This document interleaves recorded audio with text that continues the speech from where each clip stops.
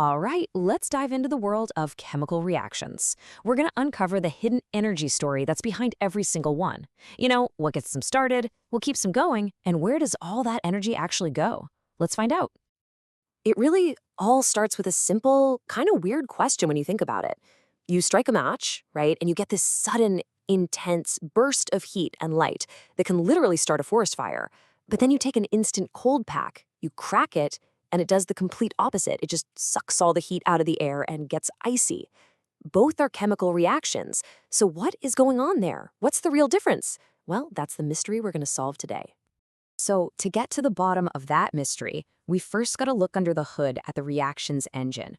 What actually makes it go? And maybe more importantly, what controls how fast it goes?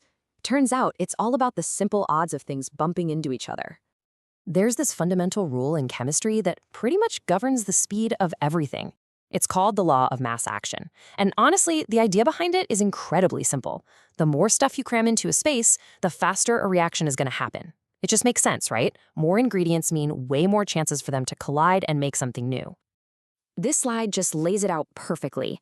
Look at the left side with low concentration. The little reactant molecules are just kind of floating around, far apart. Sure, they might bump into each other eventually, but the reaction is super slow. But now look at the right side. At high concentration, they're all crowded in, bumping into each other constantly. The reaction just takes off. So the big takeaway here is that concentration is basically the gas pedal for a chemical reaction. Okay, so concentration controls the speed. We got that. But what about the energy itself? Once a reaction is up and running, all that energy has to go somewhere. And as it turns out, there are really only two paths it can take: out or in.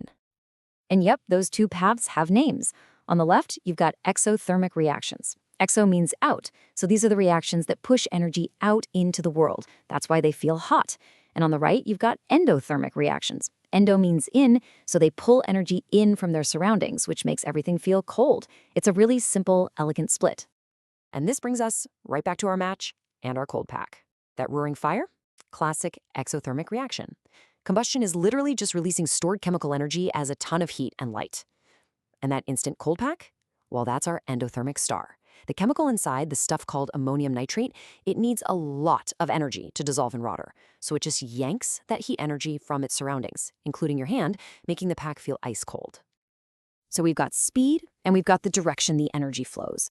But how do chemists actually see the whole energy story from start to finish? They use this absolutely brilliant tool called an energy profile diagram. Think of it as a map of the reaction's entire energy journey.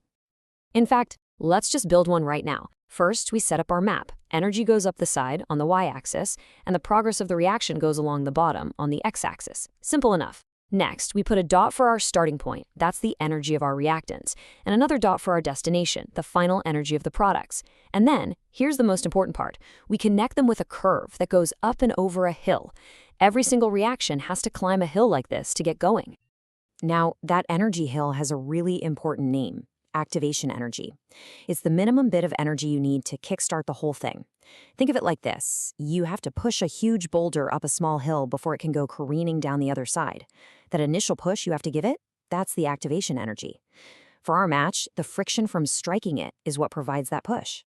Okay, so what about the overall journey? Well, the difference in height between where we started with reactants and where we finished with the products, that's called the energy change, or delta H.